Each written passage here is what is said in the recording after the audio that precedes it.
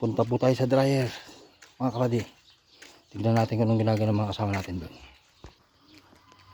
Siguradong may nakatulog na naman doon na nakanganga. Pupuntahan natin sila para tignan. Yan po ang aming bilad. Yan. May nagkikiwar na, may naghahalo na ng palay. Pupunta na doon siya sa kabila. Doon sa kabila ng dryer. Puntahan natin doon yung mga kasama natin.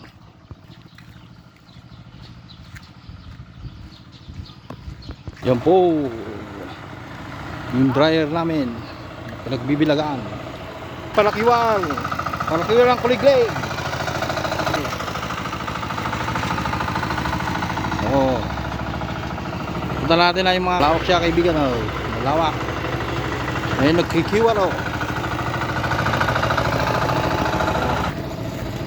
O yung dalawang kasama, nakatulog na sila. Napagod sila, naghalo, nagkayab-kayab. Ito pang isa. At doon yung dalawa, nagtutong-tong, nag-uusap.